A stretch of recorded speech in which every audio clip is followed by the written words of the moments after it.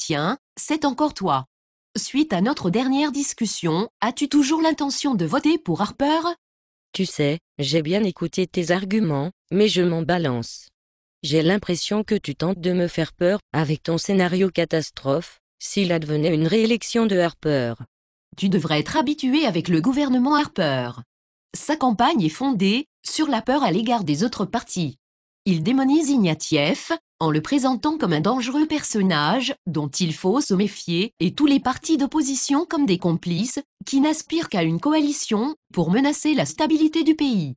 Mettons que le pire scénario, selon Harper, se réalise, soit un gouvernement de coalition. Tu sais combien de pays sont présentement gouvernés par des gouvernements de coalition? 67.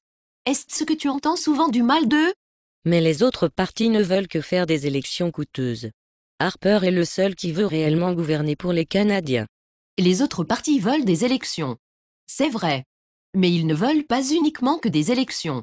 Ils ont aussi des idées et des plateformes électorales. Si nous sommes en élection, c'est bien parce que le gouvernement a été reconnu coupable d'outrage au Parlement pour avoir refusé de divulguer des informations au public. Tu n'accepterais pas que ton copain puise dans votre compte conjoint sans t'en parler pour se payer une virée avec cette chum? Alors pourquoi accepter que ton gouvernement utilise l'argent de tous les citoyens et le tien pour la guerre et te cacher ce qu'il en fait? Te connaissant, ton copain se mériterait bien une volée, pourquoi pas le gouvernement? Et je ne te parle même pas de Bevoda, qui a admis avoir menti au peuple canadien en ayant nié qu'elle avait falsifié un document officiel pour aller à l'encontre d'une recommandation des fonctionnaires du gouvernement et couper le financement d'une ONG internationale. Tu aimes ça te faire mentir en pleine face, toi? Mais des élections ça coûte cher, et on pourrait faire autre chose avec cet argent. Les élections, ça coûte cher. C'est vrai. Mais tu sais que ces élections vont nous coûter à peine l'équivalent de 3 des 65 chasseurs furtifs que le gouvernement Harper veut acheter.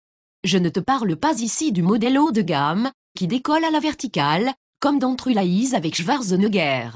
Là au moins on pourrait essayer d'appuyer les opérations de sauvetage en forêt où, au mieux, les pilotes pourraient revenir avec un steak de phoque pour souper à la fin de la journée, à défaut d'avoir trouvé les reines du Père Noël lors de leur patrouille dans le désert arctique. Non, je te parle ici du modèle de base, tu sais celui qui ne vient même pas avec les moteurs, bâtard. As-tu déjà acheté un char sans moteur de série, toi? Tu sais qu'avec tout ce blindage furtif, il faut donner une crise de swing à cet oiseau pour qu'il s'envole. Je sais que le gouvernement Harper veut paraître vert, mais ce n'est pas en achetant des avions sans moteur qu'on va y arriver. Mais je ne connais que les conservateurs. Je ne connais pas les autres partis. Bien joué. C'est bien ce que Harper souhaite. Il ne veut surtout pas que tu essaies de t'informer sur les autres partis. Tu pourrais courir le risque d'aimer leurs idées. Non, tu es mieux de ne pas t'y intéresser, parce que si tu as le malheur de t'informer et d'aller à la rencontre des autres partis, tu risques de te faire exclure de la famille. Si jamais tu oses, ne serait-ce que par curiosité, surtout ne te tague pas sur Facebook, porte une cagoule et longe les murs, parce que sinon les goons du parti vont t'identifier et te ramasser à la prochaine occasion. Crois-moi. Tu ne veux pas te faire ramasser par les goons du parti ou la GRC, ce qui revient au même. Je t'assure qu'ils font assurément autant peur que Ignatieff. C'est bien connu, s'informer, c'est menaçant.